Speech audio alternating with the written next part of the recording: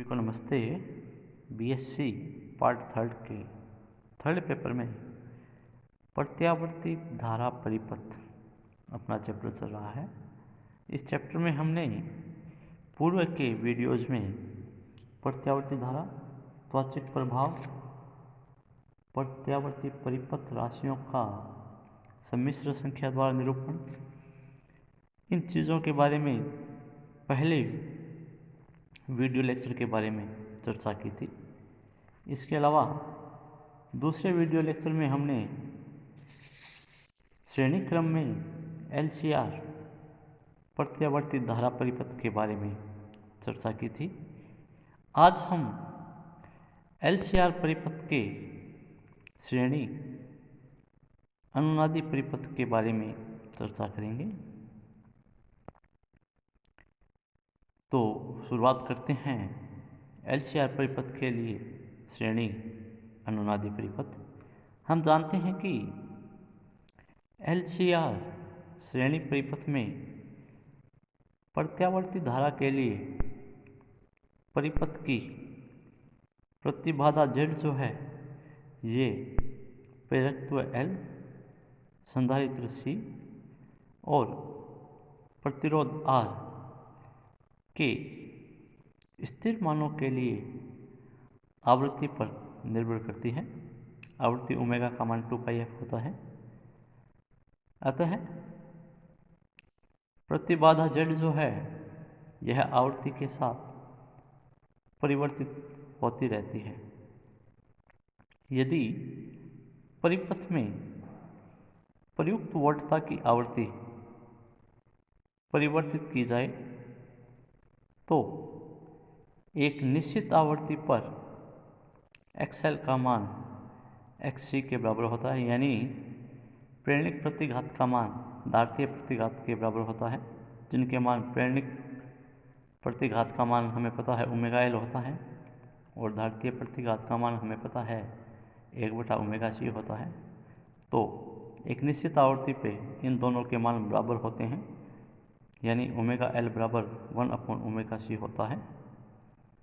इस स्थिति में प्रतिबाधा Z का जो मान होता है वो न्यूनतम होता है और इसका मान परिपथ के प्रतिरोध के बराबर होगा। अतः इस स्थिति में परिपथ में बहने वाली जो धारा होगी वह धारा अधिकतम होगी, जिसका मान I0 मैक्सिमम बराबर E0/R होगा। इस स्थिति में कलांतर थीटा का जो मान होता है वो 0 होता है, क्योंकि धारा और वोल्टता समान कला में होती है। इसे इस चित्र द्वारा दर्शाते हैं। इस चित्र में आपको दर्शाया गया है, इधर धारा ली गई है और ये आपकी वोल्टता है। ये प्रेरकत्व के सिरों पर विद्युत वाहक बल, ये संधारित्र के सिरों पर विद्युत वाहक बल और ये प्रतिरोध के सिरों पर विद्युत वाहक बल है।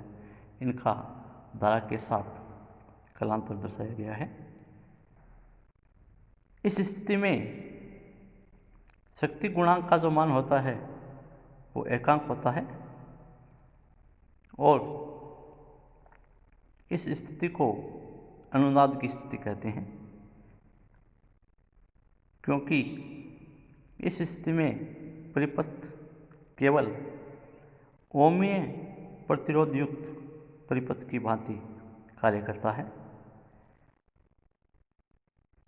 और इस स्थिति में प्रेरकत्व कुंडली के सिरों पर जो विभवपात होता है वह संधारित्र के सिरों के विभवपात के बराबर होता है, परंतु इनमें कलांतर जो होता है वो 180 डिग्री का होता है।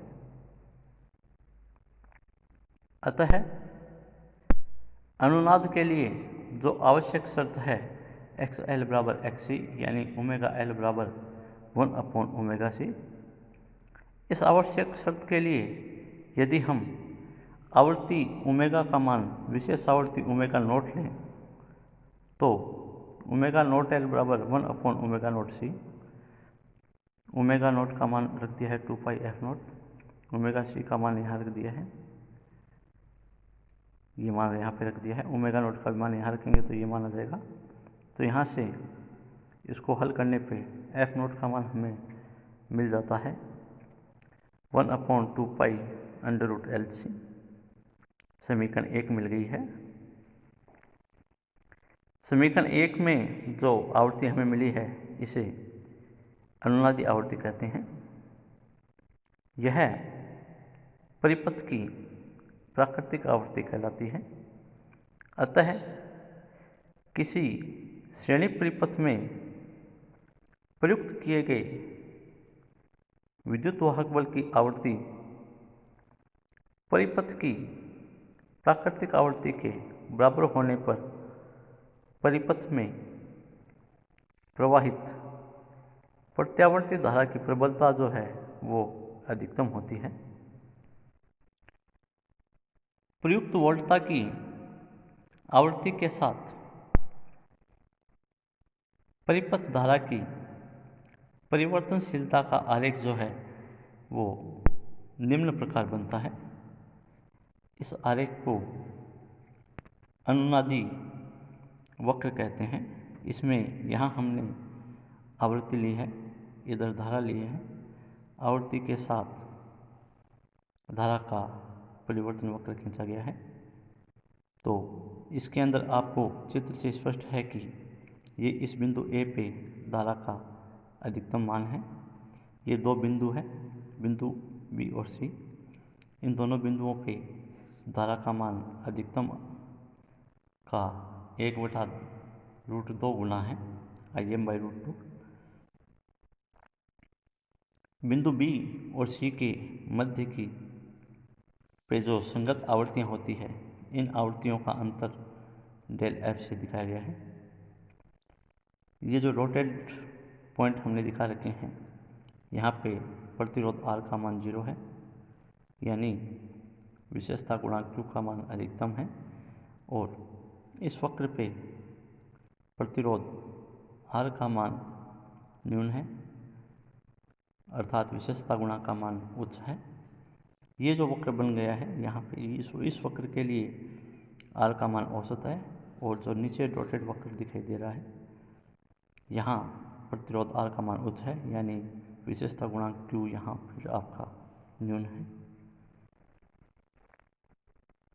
उपरोक्त वक्र के अनुसार अनुनादी आवृत्ति पर धारा का मान अधिकतम है। ये अनुनादी आवृत्ति है एफ नोट, इस पे धारा Im अधिकतम है जो कि बिंदु ए पे दर्शाई गई है। यह मान परिपथ में प्रयुक्त प्रतिरोध R के मान पर निर्भर करता है। प्रतिरोध R के न्यून होने पर धारा का जो मान है यह बहुत अधिक हो जाता है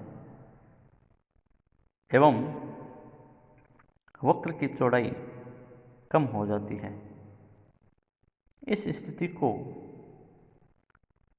तीक्ष्ण अनुनाद की स्थिति कहते हैं। यहाँ तीक्ष्ण अनुनाद बनेगा, ये फिर और तीक्ष्ण होता जाता है। प्रतिरोध R के बहुत अधिक होने पर अधिकतम धारा का मान कम और वक्र अधिक चौड़ा हो जाता है। इस स्थिति को अनुनाद सपाट स्थिति कहते हैं। इस प्रकार अनुनाद की जो तीव्रता है यह परिपथ के विशेषता गुणांक Q पर निर्भर करती है। तो ये अपना LCR श्रेणीक्रम परिपथ के लिए श्रेणी अनुनाद की स्थिति थी, और ये जो वक्र है ये अनुनादी वक्र था। Thank you.